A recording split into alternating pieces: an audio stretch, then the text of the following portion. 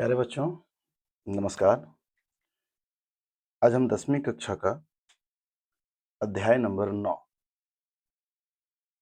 अध्याय 9 जो कि चैप्टर है त्रिकोण मिति के कुछ अनुप्रयोग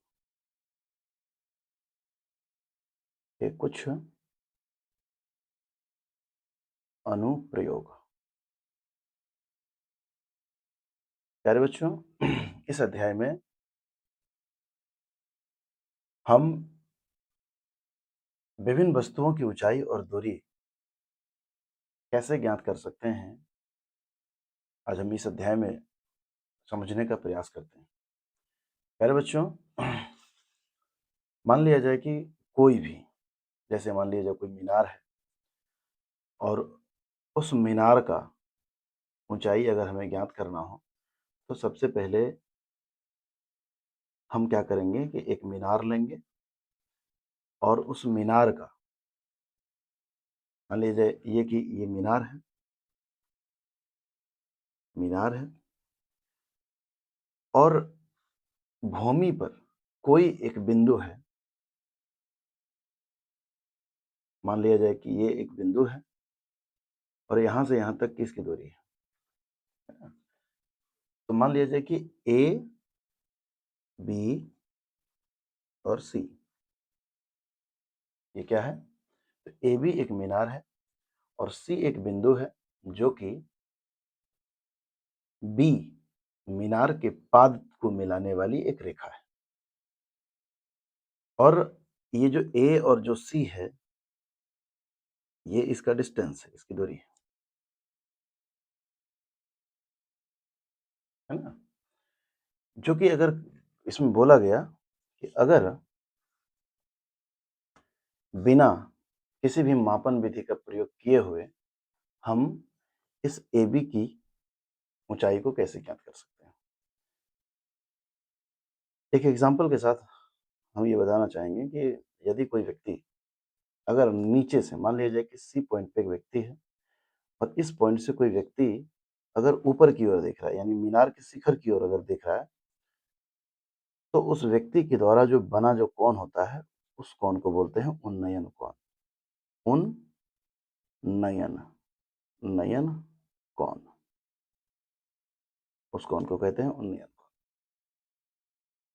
और उसी परिपेक्ष में यदि कोई व्यक्ति ऊपर से नीचे की ओर देखता है, ऊपर से नीचे की अगर वह और देखता है व्यक्ति, तो उस व्यक्ति का जो बना जो कोण होता है, उस व्यक्ति का जो बना कोण होता है, वो कौन होता है, अवनमन कोण। अवनमन अवनमन कोण, नमन कोण। याद रहे प्यारे बच्चों कि यदि जब कोई व्यक्ति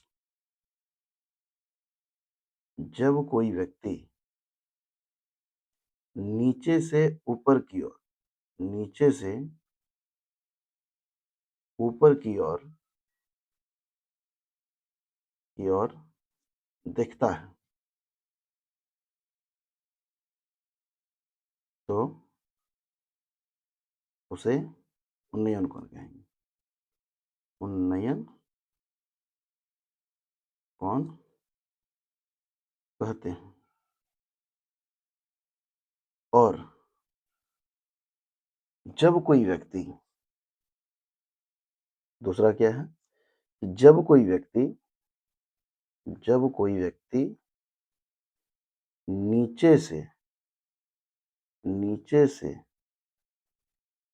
ऊपर की ओर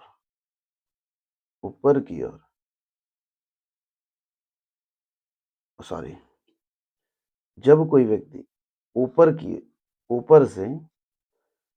से नीचे की ओर देखता है,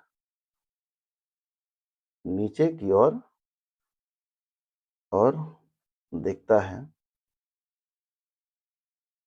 तो उसे अवनमन कोण कहते हैं। अवनमन कोण कहते हैं। जैसे कि कोई व्यक्ति सी है, सी पे कोई व्यक्ति है और इस व्यक्ति के ऊपर मान लीजिए यह जो व्यक्ति है, यह व्यक्ति नीचे से ऊपर की ओर देख रहा है, तो ये जो कोण जो बनेगा वो बनेगा उन्नयन कोण। मान लीजिए कोई व्यक्ति शिखर पर कोई बैठा हुआ है, इस पॉइंट पे अगर बैठा हुआ है, तो वहां से कोई व्यक्ति नीचे की ओर अगर देख रहा है, तो इसके द्वारा जो बना जो कोण होता है वो होता है अभिमुख कोण। प्यारे बच्चों, एक चीज और यहाँ पे समझने की बात है कि यदि मान लीजिए एक मीनार है, ठीक है, एक मीनार है और इस पॉइंट पर कोई एक बिंदु पर मान लीजिए कि यह जो बिंदु है, इस बिंदु पर कोई एक व्यक्ति खड़ा है, ठीक है। तो इस पॉइंट पर एक व्यक्ति खड़ा है और वह इस शिखर को देख रहा है, इस शिखर को देख रहा है। मान लीजिए ये मीनार है, मीनार है और इस पॉइंट को अगर वो देखता है, ठीक है, इस पॉइंट को अगर वो देख रहा है, व्यक्ति शिखर की ओर देखता है, तो इस रेखा को हम दृष्टि रेखा कहेंगे, दृष्टि और रेखा कहते हैं।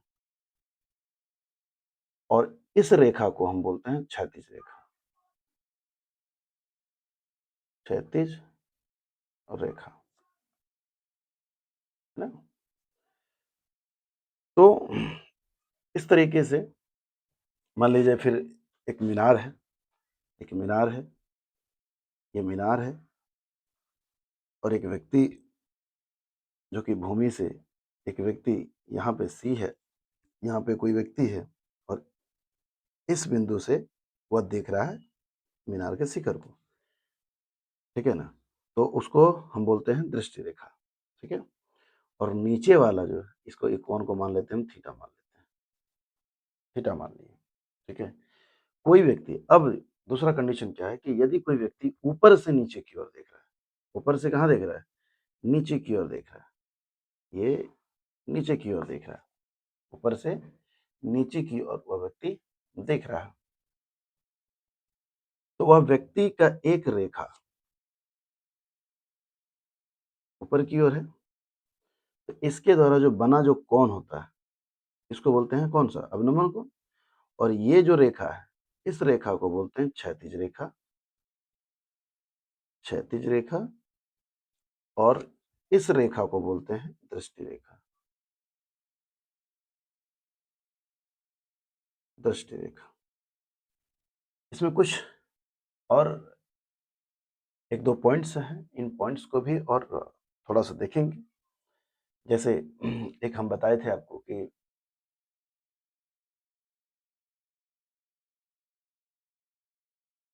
इस रेखा को मान लिया जाए कि एक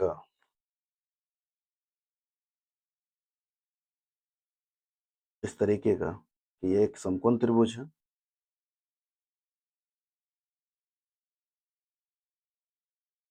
और इस समकोण त्रिभुज में ये जो कोण है वो 90 डिग्री का होता है और 90 के सामने वाली जो भुजा जो होती है वो जो है वो कर्ण कहलाती है। अगर इस कोण को अगर हम मान के चलते हैं, इस कोण के हिसाब से तो ये हो गया लंब, तो ये सामने वाला नीचे वाला जो हो गया ये हो गया आधार। अगर हम इस कोण को हिसाब से अगर मान के चलते हैं, ठीक है, इस कोण को अगर मान के चलते हैं तो इसके सामने वाला हो जाएगा लंब और ये हो जाएगा आधार, ठीक है। एक और इम्पोर्टेंट चीज है, इसको याद रखिएगा, लॉ आ लॉ बटे कौ कौ आ, यानी यहाँ पर साइन थीटा बराबर क्या हो जाता है, लंब बटा कर्ण। कॉस थीटा बराबर हो जाता है, कॉस थीटा बराबर हो जाता है आधार बटे कर्ण। और कॉट थीटा बराबर हो जाता है लंब बटे आधार, लॉ आ, यानी लंब बटे आधार। बेसिकली इसका प्रयोग यहाँ पे होगा, है ना। इन चीज़ों का प्रयोग होगा यहाँ पर। जैसे मान लिया जाए कि कोई व्यक्ति कह रहा है कि यदि कोई व्यक्ति धरती पर एक मीनार ऊर्ध्वाधर खड़ी है, प्रश्न ये रहेगा कि धरती पर मान लीजिए ये एक धरती है, ये एक धरती है, इस धरती पर एक मीनार है, तो मान लीजिए एक मीनार है, ये क्वेश्चन है। प्रश्न क्या है कि धरती पर एक मीनार ऊर्ध्वाधर खड़ी है, ठीक है। धरती पर एक मीनार एक मीनार ऊर्ध्वाधर ऊर्ध्वाधर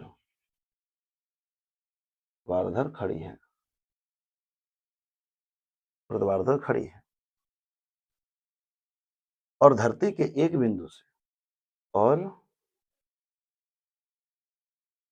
धरती के धरती के एक बिंदु से जो मीनार के पाद बिंदु से जो मीनार के पाद बिंदु से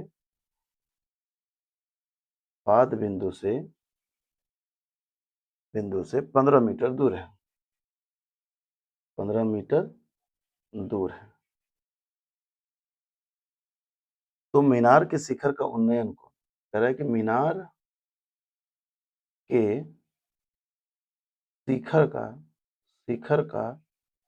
उन्नयन कोण 60 डिग्री है, तो मीनार की ऊंचाई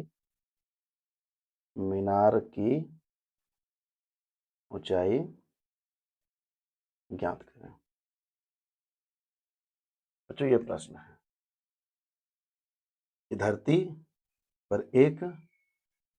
पर जो है एक मीनार ऊर्ध्वाधर खड़ी है, और धरती के एक बिंदु से जो मीनार के पाद बिंदु से 15 मीटर दूर है, मीनार के शिखर का उन्नयन कोण 60 डिग्री है, तो मीनार की ऊंचाई ज्ञात करें। तो देखिए जो प्रश्न में जो कह रहा है, इनको बहुत अच्छी तरीके से इसको समझेंगे, और इसमें जो जो कहा गया है उन चीजों को पहले नोट करेंगे, है ना। आइए इसको हम सॉल्व करते हैं। तो जो पहले जो बोला गया है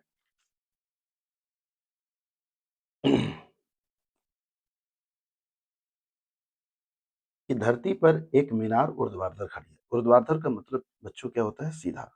जैसे धरती पर एक मीनार है और इसको मान लेते हैं ए और इसको मान लेते हैं बी, कि ए बी एक क्या है? मीनार है, ये मीनार है, ऊर्ध्वाधर खड़ी है, और धरती के एक बिंदु से, धरती के किसी भी एक बिंदु पे, चाहे बिंदु यहाँ हो, चाहे बिंदु यहाँ हो, चाहे बिंदु यहाँ हो, कहीं भी इस जो पाद है, इस पाद के इर्द गिर्द, चाहे इधर हो चाहे उधर हो, तो एक बिंदु मान लेते हैं कि इस जगह पे एक बिंदु यहाँ पे है, ठीक है। कह रहा है कि धरती के एक बिंदु से जो मीनार के पाद, तो मीनार का पाद ये हुआ, ठीक है, तो मीनार के पाद को पहले इसको मिला दीजिए, मीनार के पाद मिला दिए, जो कि 15 मीटर दूरी, यानी यहाँ से यहाँ तक 15 मीटर की दूरी पे। तो बोल रहा है कि मीनार के शिखर का जो उन्नयन कोण, तो उन्नयन कोण कहाँ बनेगा? यहाँ बनेगा नीचे, तो उन्नयन कोण, तो उन्नयन कोण जो है वो कितना है? 60 डिग्री है, 60 डिग्री है। तो बोला कि मीनार की ऊंचाई ज्ञात करिए, तो मीनार की ऊंचाई ये हमें ज्ञात करना है। तो यहाँ पे जो है इसको हम लिखेंगे कि माना ए बी एक मीनार है,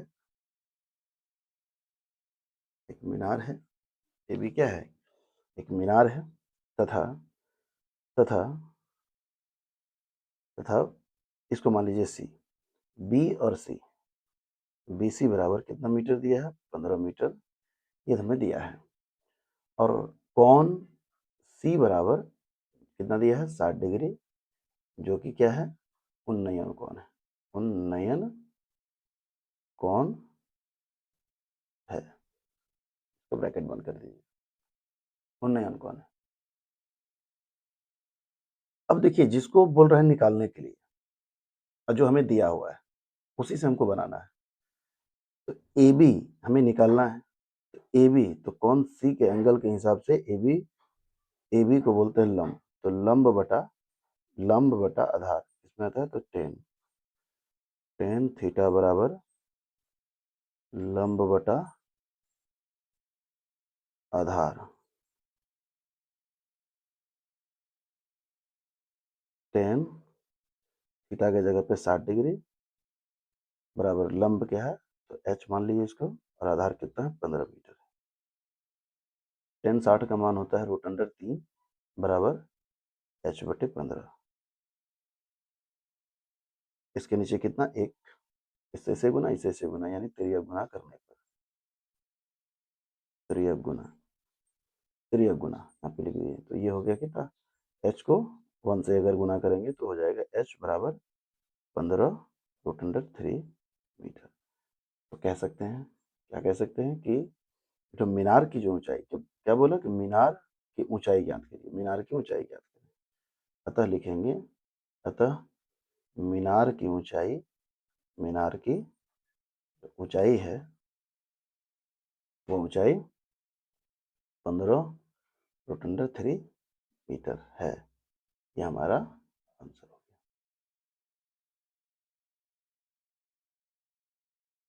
आगे के प्रश्नों को हल करने के लिए आप इन चीज़ों को आप ध्यान में रखते हुए, अगर आपको यह चीज़ ध्यान में अगर है तो आगे का प्रश्नावली जो है, चलते हैं आगे हम बनाते हैं नेक्स्ट वीडियो में।